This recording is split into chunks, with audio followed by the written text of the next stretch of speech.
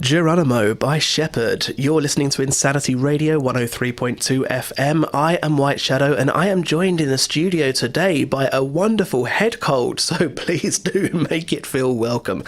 For the last hour, we have been listening to Hannah Turner, and it has been a blinding show as always.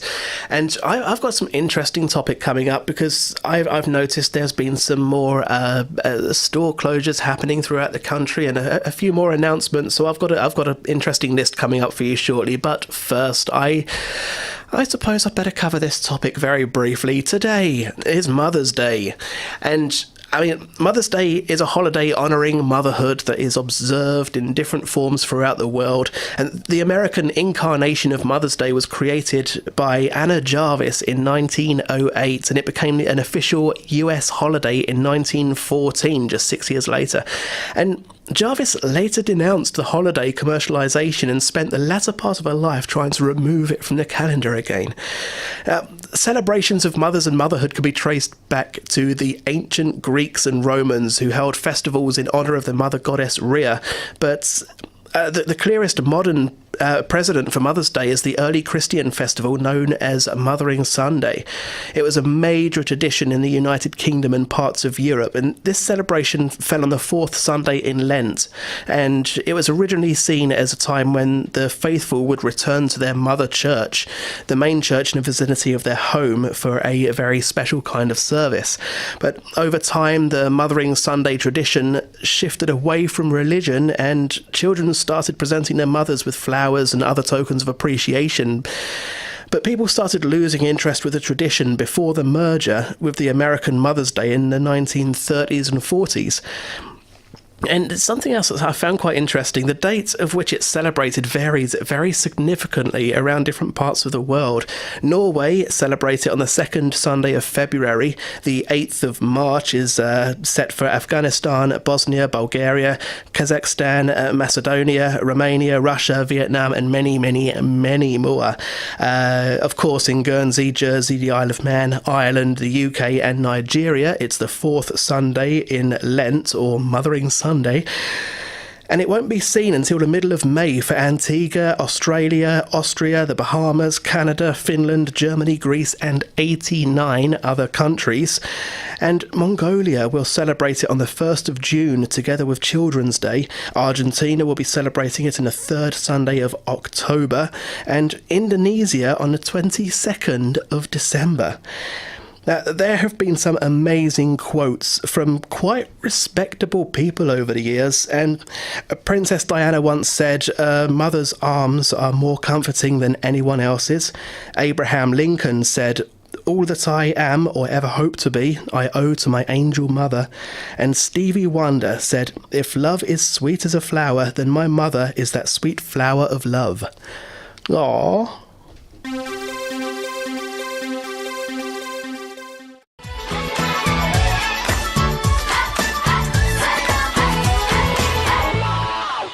Sailor V. Oh dear. Let's do one more. Let's keep ticking on with Daydream, shall we? Maybe next time I'll get my cue right. Let's do this. Enjoy Daydream in Blue. Daydream.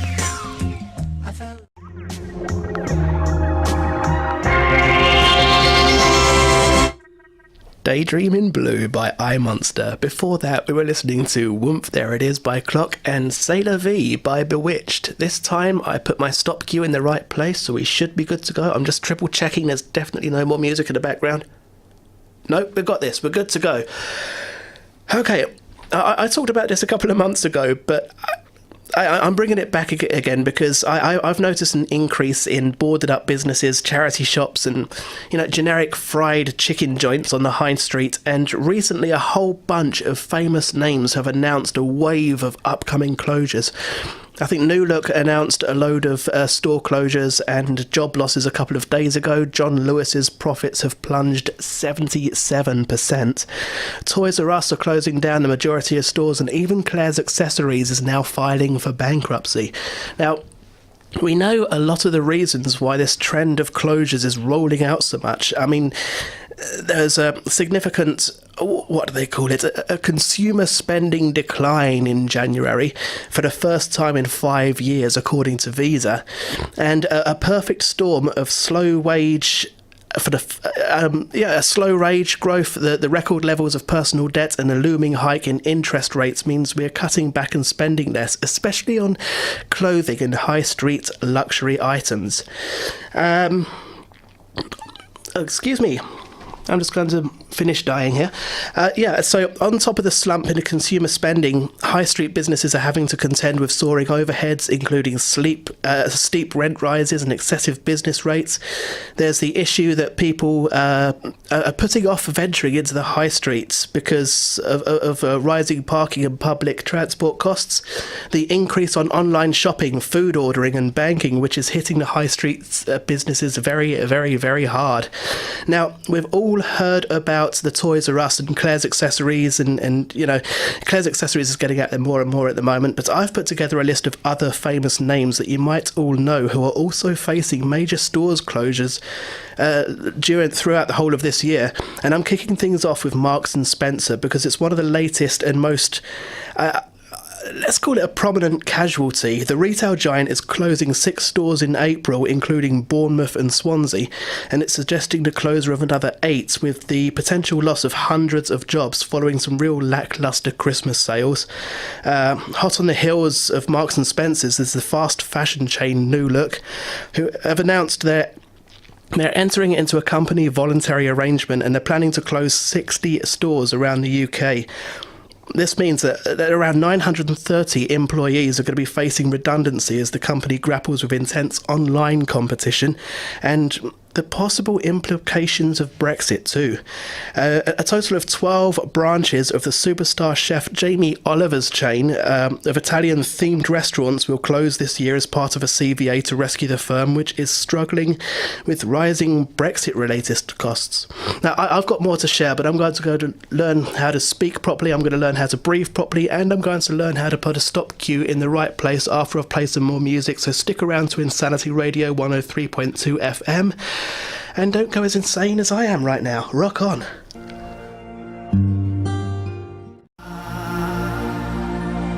Let's return to innocence. Yes, Return to Innocence by Enigma. Before that, we were listening to Wonderwall by Ryan Adams. You are listening to Insanity Radio 103.2 FM. I am White Shadow, and I am joined by Brain Melting Head Cold. Please do say hello.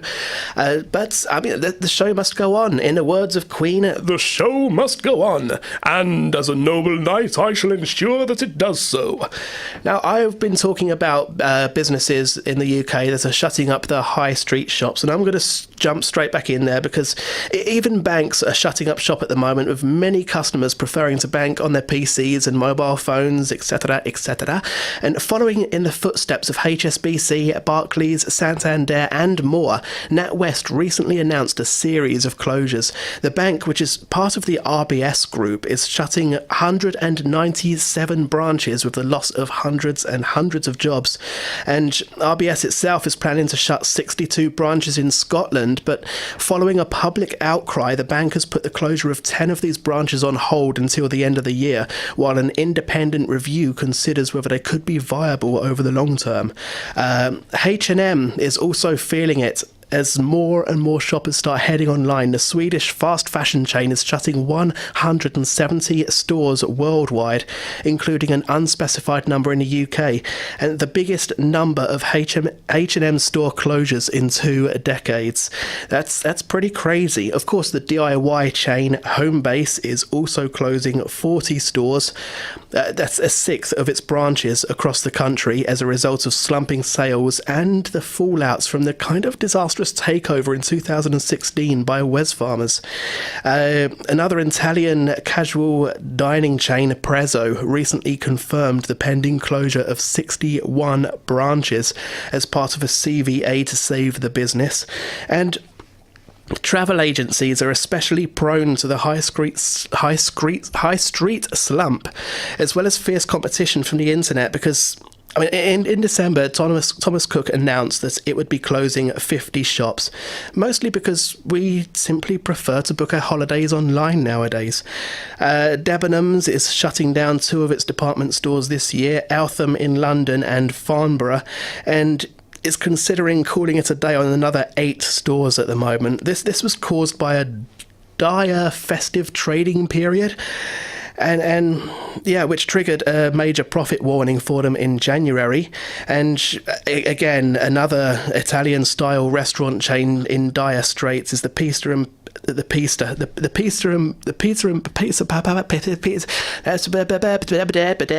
that's all, folks.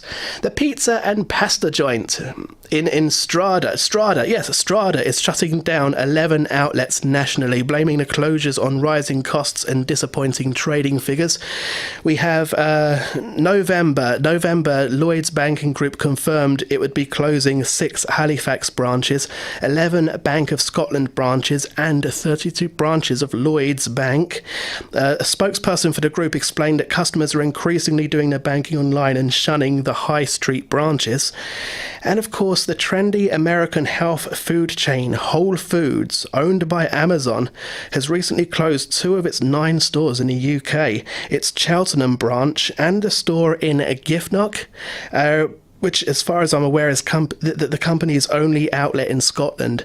Now, I'm going to go continue. I want to carry on with this winning streak. I'm almost nearly stringing coherent sentences together somewhat, but I need to learn how to breathe again. So I'm going to throw on a few more tunes. I haven't heard this. I haven't put this one on in a long time. I've been really missing this one. So stick around to Insanity Radio 103.2 FM. We'll be right back after this. Into the street.